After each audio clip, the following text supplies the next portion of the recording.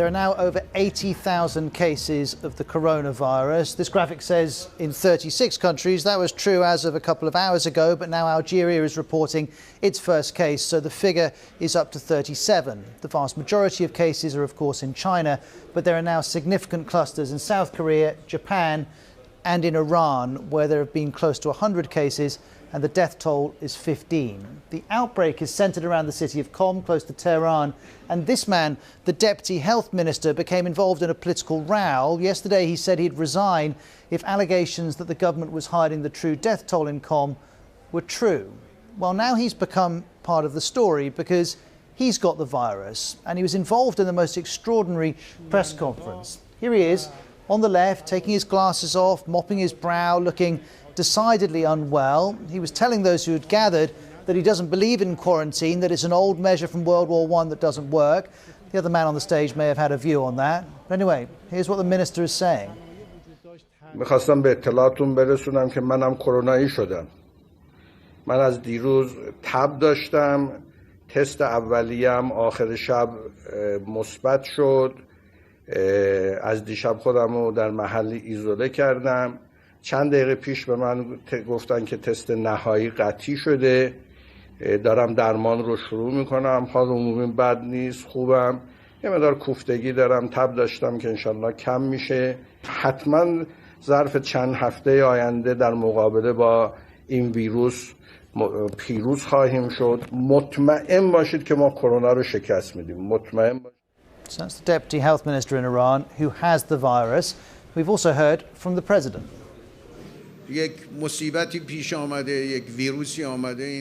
A disaster has happened in Iran, a virus spreading in Iran and has involved 40 countries in the world.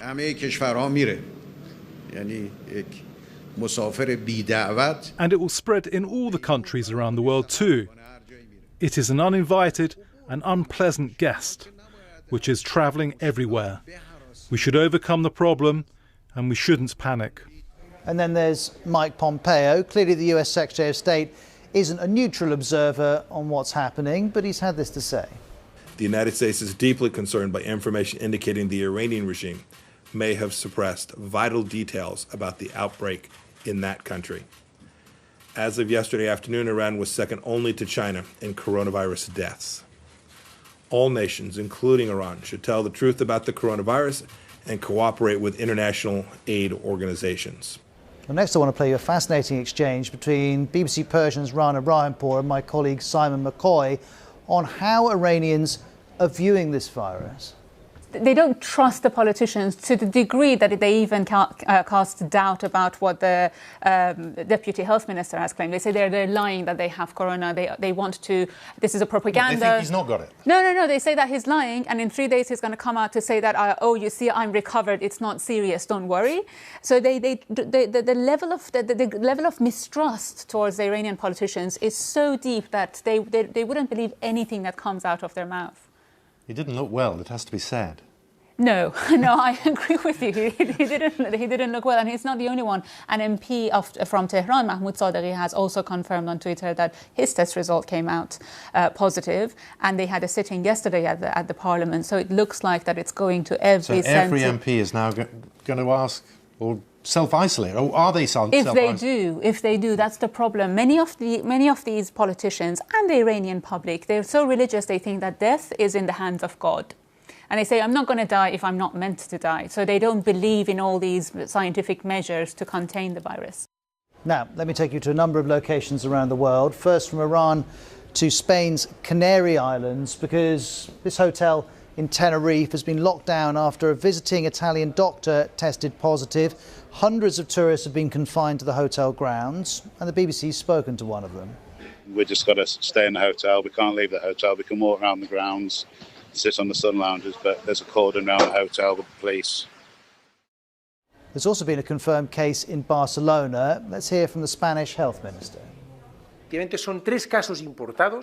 There are 3 imported cases. There is no confirmed community transmission so far in our country in Spain, and therefore we continue to think that we are in a scenario of containment of coronavirus in Spain, and that the most effective is to strengthen all these measures for early detection.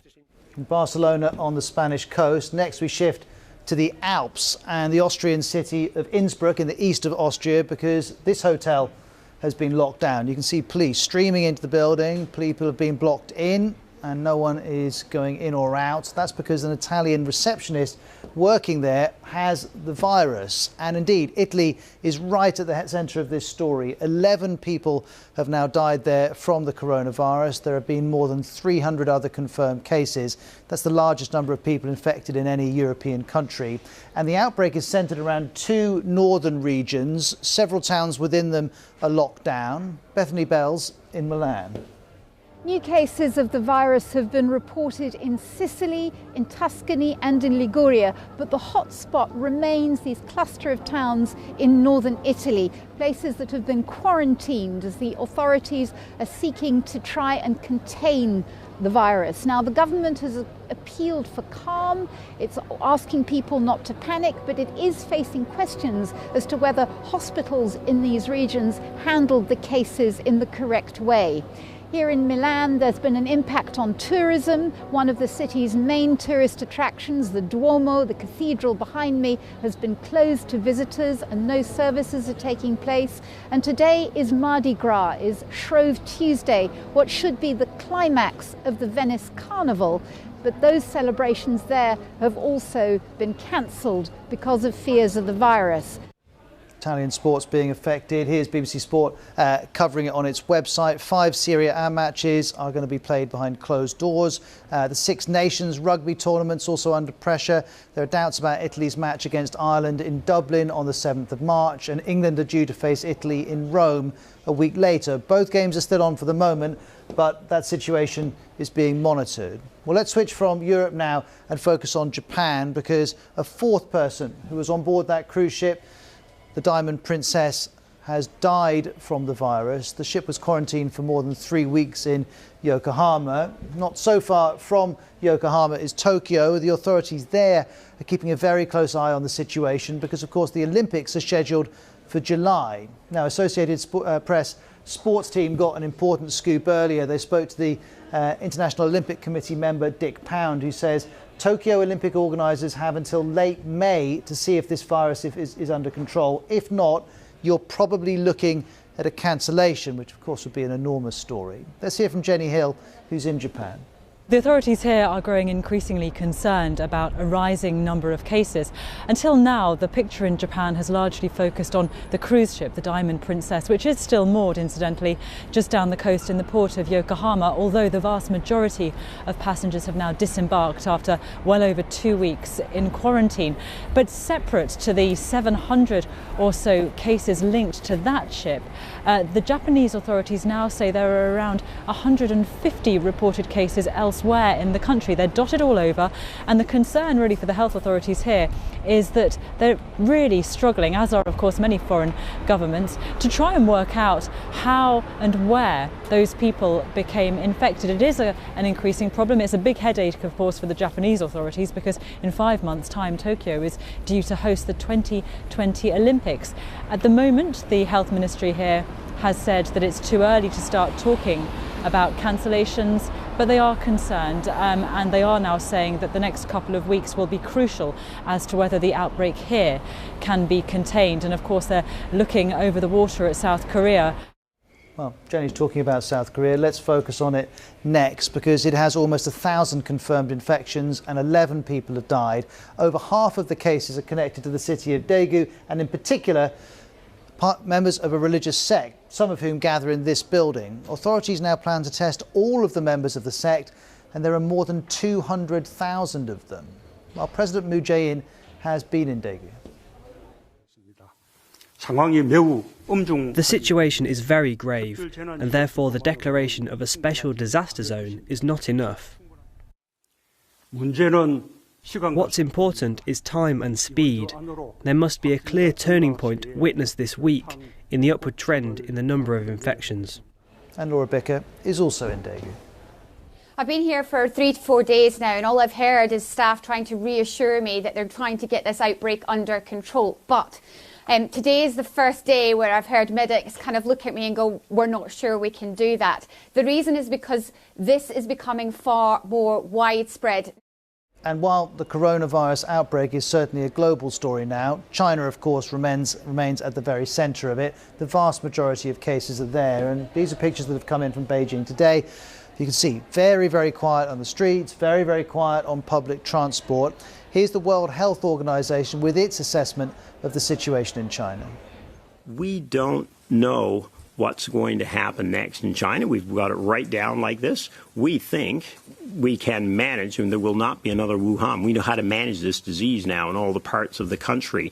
If it went to zero and disappeared, that'd be great, but that's not what they're planning for. What they're planning for is this could remain for some time, maybe some time until there's a vaccine, so we will have the capacities to be able to manage it and run society and economy and everything else the way we need to, and not lock people down to try and manage this.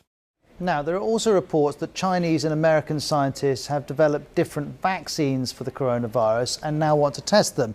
We need to be cautious here. Without full clinical trials, we can't be sure how effective or safe these vaccines would be. Let's get the response of the BBC's global health correspondent, Tulip Mzumba.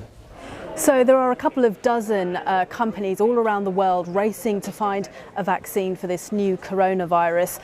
There are, for example, a number in the US, there are a couple here, also in Australia. All of those at the moment, the most advanced, are in animal trials, so that is still quite early days. This is still record timing, really. This was a virus that was only discovered, first identified, I should say, in January. Within a few hours of it being identified for the first time, China put the genetic sequence, the genetic code of this virus out for researchers to look at, and then they immediately started trying to come up with a vaccine. So this has happened in record time. There are a number of hurdles they have to cross before this can be used much more widely. There are a number of trials they have to go through, so they have to go to human trials first, and the phase 1, they're called, of the human trials, those are likely to start in the early spring, potentially, maybe a little bit later, and that is where they'll test the vaccine for safety and to see how effective it is on a small number of people, maybe a couple of dozen, something like that, maybe more like 50. And then they will go into larger human trials. If they are a success, they will go into larger human trials. The ideal conditions in which to test a vaccine is in the middle of an outbreak, where there are lots of people who can be given the vaccine, and researchers can look at how effective it is. So the race really is on. It's unlikely that a vaccine for this outbreak will be ready before the end of the year, maybe early next year. We are still some time off, but researchers have said this is a virus which is unlikely to go away anytime soon, even if it really comes right down in terms of the number of cases towards the end of the year, or potentially later this year when it warms up a little bit, and perhaps it might be easier for this for us to contain this virus. Even though it might not be ready for this outbreak, this virus is likely to return, and it will be ready for future outbreaks, or at least that is the hope.